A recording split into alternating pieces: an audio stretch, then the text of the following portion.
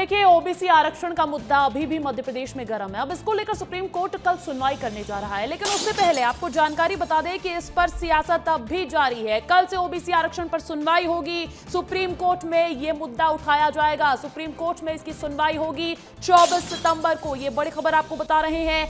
हालांकि इससे पहले हमने देखा है कि किस तरीके से सुप्रीम कोर्ट ने टॉप ऑफ द बोर्ड श्रेणी में भी इस मामले को रखा है। फैसला आने तक रोज इसकी सुनवाई होगी और जल्द से जल्द फैसला लिया जाएगा। कल से ओबीसी आरक्षण पर सुनवाई होगी।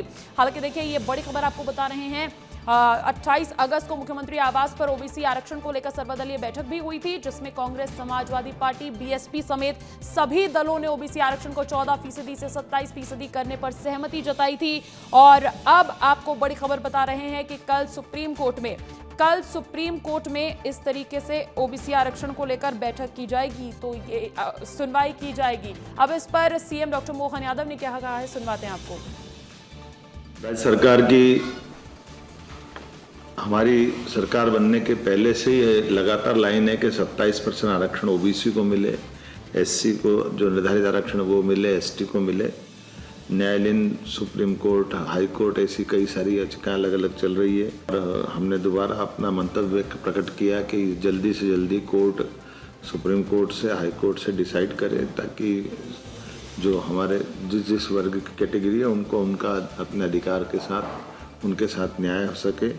मैंने अपने एडवोकेट जनरल से कहा है कि वो सुप्रीम कोर्ट में अर्ली हियरिंग लगाए और कंपाइल करते हुए शीघ्र इस फैसले की तरफ आगे बढ़े, क्योंकि ये कन्फ्यूजन अलग अलग लाते हैं कि हाई कोर्ट के फैसले में और सुप्रीम कोर्ट के फैसले में हमारे अपने इन वर्गों के, खासकर ओबीसी वर्ग का जो आरक्षण 27% है, उसको लेकर के हमारी सबकी भावना स्पष्ट है। मैं मान के चलता हूँ कि जल्दी इसमें निराकरण होगा। माननीय न्यायालय, सुप्रीम कोर्ट से भी हमने निर्णय लिया है कि वो उनके आगे सरकार अपना मंतव्य बताए और जितनी जल्दी माननीय न्यायालय फैसला करेगा हम उस निर्णय को लागू करने की व्यवस्था करेंगे। तो देखिए, मुख्यमंत्री डॉक्टर मोहन यादव को सुन रहे थे आप। सरकार अपना पहला ही पक्ष साफ कर चुकी है कि ओबीसी आरक्षण चाहती है सरकार। अब ओबीसी आरक्षण पर अपडेट क्या है वो भी आपको बता देते हैं। देखिए, जल्द ही सुलझने वाला है ओबीसी आरक्षण का ये पूरा विवाद जो कई सालों से अब चला आ रहा है। सुप्रीम कोर्ट ने टॉप ऑफ द बोर्ड श्रेणी में इसे रखा है। कल जब सुनवाई शुरू हो जाएगी तो ये टॉप ऑफ द ऑर्डर श्रेणी में रखा जाएगा, यानी कि इस पर जल्द से जल्द फैसला लिया जाएगा और फैसला आने तक रोज इस पर सुनवाई की जाएगी। महत्वपूर्ण जानकारी, महत्वपूर्ण अपडेट पूरे मामले की सुनवाई से जुड़ी हुई। 24 सितंबर से नियमित सुनवाई शुरू होने जा रही है सुप्रीम कोर्ट में। सुप्रीम सुनवाई ओबीसी आरक्षण पर, और 2019 में 27% हुआ था आरक्षण। इसको लेकर लगातार एक संशय बना हुआ था कि अब प्रदेश सरकार इस पर अगला फैसला क्या लेगी।